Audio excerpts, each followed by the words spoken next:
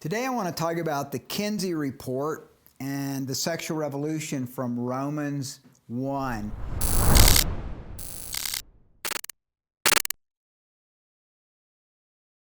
In the first episode, I talked about and framed up why Romans 1 is so important to us. But today I'm going to pick it up at Romans 1:18 and talk about the fact that there is this regression to sin. That if we don't repent, God gives us over. God says, look, you can have it your way. If you want to have sex with a bunch of guys, you want to have sex with a bunch of gals, if you want to continue to have relationships that you know are improper, or maybe you don't even know they're improper, but you're just living the life, man. God's going to let you do that. He allows you to do that. But He's always crying out. He's crying out to us that we might know Him, that we might follow the kingdom way. So let me pick it up in Romans 1 at verse 18 and read some key verses here in this passage. Verse 18 says, "For the wrath of God is revealed from heaven against all ungodliness and unrighteousness of truth, men who suppress the truth in unrighteousness." So let's just stop there. So the beginning of any area of sin in our life is suppressing the truth. And it's interesting, this is actually a classical Greek word which means to hold down. It's the idea of a helmsman with his hands on the rudder of a ship who is fighting to keep the boat in a particular direction. So the idea of suppressing the truth is the idea that we know the right thing. Our conscience tells us the right thing to do, but we fight that. We battle against that like a helmsman guiding a ship against the current. So he talks about suppressing the truth, and Satan is always about suppressing the truth, men and women. So when we see what's happening today with big media, big pharma, and the censoring even of free speech, that is the beginning of communism, quite frankly. That's the beginning of socialism and a dictatorship. Because every dictatorship, every communist regime that's ever been, the first thing they do is they suppress the truth. And that's what we do as individuals too. So when you see a culture that's suppressing the truth, that is not allowing free speech, not allowing truth to be spoken, you're seeing what has always been Satan's tactic. So Jesus said that Satan comes to steal, kill, and destroy, but that I came that you might have life and have life that's more abundant. So there's this contrast between God's truth, which sets us free, and Satan's way of dealing with us, which is always going to be bondage. I mean, when you study Exodus, the book of Exodus is about bondage. Pharaoh is a type of Satan, and he has the people of God in bondage. Moses is a type of Christ. Moses comes to set the captives free, a precursor to the Messiah, Christ, that would come thousands of years later. And so in our lives, it's also true. Christ comes to set us free. That's why Jesus said, "You shall know the truth, and the truth shall set you free." But that's why Romans 1 is so important, because all of this rebellion begins, first of all, in verse 18, with suppressing the truth. Well, it doesn't stop there. Verse 19, "Because what may be known of God is manifest in them, for God has shown it to them. For since the creation of the world, His invisible attributes are clearly seen, being understood by the things that are made, even His eternal power and Godhead, so that they are without excuse." So he's saying that the next step is that God has shown us the truth, but we don't want to believe it. We don't want to view it. We don't want to experience it, but God has made it clearly seen. And I live in Colorado Springs, Colorado, and it's beautiful. Every day, almost every day, we can see the snow-capped mountains, evidence of God's creation.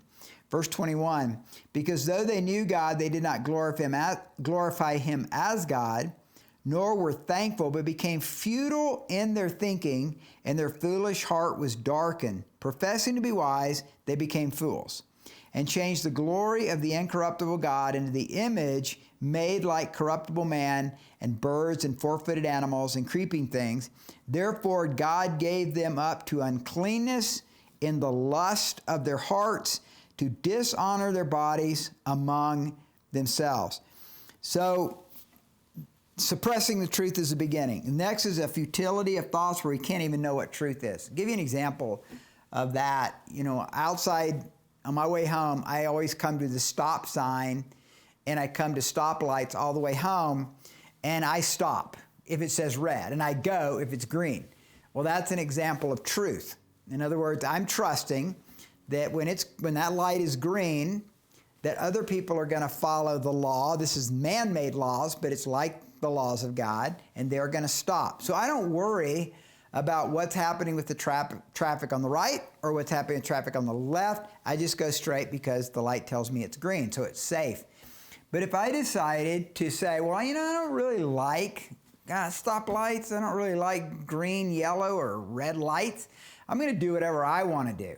And so I'm going to suppress the truth. I'm going to suppress the law in unrighteousness.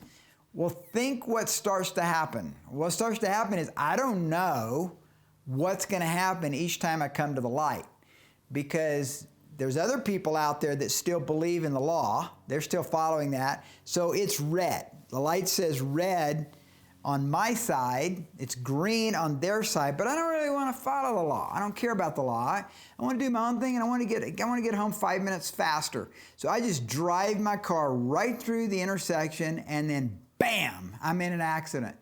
And so that's what happens. That's where when you suppress the truth, you're going to talk about futility of thinking, and you're going to have a whole lot of devastation in your life. And that's why I want to talk about the sexual revolution and the Kinsey report, because when we see a society going in the direction of what Romans 1 says, it's devastation for everybody in that culture. So our passage says that God gives people over to uncleanness and the lust of their heart. Well, in 1948 and in 1953, a two-part cultural phenomena took place with the publication of the monumental works of Alfred Kinsey on male and female sexuality. Sexual behavior in the human male and sexual behavior in the human female were published, and it took the entire culture in America by a firestorm. One writer writes, quote, "More than any other documents in history, they have shaped Western society's beliefs and understanding of what human sexuality is." The New York Times hailed Kinsey as the father of the sexual revolution. According to an article in Esquire magazine, Kinsey was the, quote, patron saint of sex, whose books set in motion the first wave of the sexual revolution, end quote. The Kinsey report on sexuality inspired Hugh Hefner and his Playboy magazine. Hefner wrote in his first issue, quote, "We believe we are filling a publishing need only slightly less important than one just taken care of by the Kinsey report." The Kinsey report and books exploded upon the American culture. Writing in Harper's Magazine, Albert Deutsch explained, quote, "The Kinsey survey explodes traditional concepts of what is normal and abnormal, natural and unnatural in sex behavior." Now, I don't have time to go into all of the different aspects of what the Kinsey report said, but I'll give you one example to give you an example for all the others, and that is this. The report said that 75% of men were involved in sex before marriage or immorality after marriage. And that was like, what? 75% of quote-unquote Christian America, men, were involved in sex outside of marriage. And people believed it as fact. It was in every magazine. It was on newscasts for the next 10 years. And many would say, and I would say that the statistics back this up, that by around 1962 or 63, the Kinsey report was key in what became known as the sexual revolution on especially the university campuses in America. The problem was, and this is always a problem in American journalism, no one checked the studies by Alfred E. Kinsey, because actually his reports were skewed. He lied about his findings, and at the time simply made up data that he published. Kinsey admitted that he set out to destroy the biblical Judeo-Christian view of marriage and sexuality, even if it meant lying in his data. According to the Irish Times, Kinsey believed in the rape of children. Over 300 children were molested in his studies. Bestiality, sadomasochism. Along with his wife, they regularly had sex with their clients and their researchers. Between 1938 and 1963, over 18,000 persons were interviewed for their sex histories. What came to light later, though, was that they were not a random selection, but rather were chosen only after being interviewed. In other words, Alfred E. Kinsey knew what he wanted. He was looking for a certain type of sexual history for him to use, but he presented it as though it was random samples. Rather than a true sample of society, Kinsey and his team chose a large percentage of convicted sex offenders, prisoners, and prostitutes for their research. But the damage was done.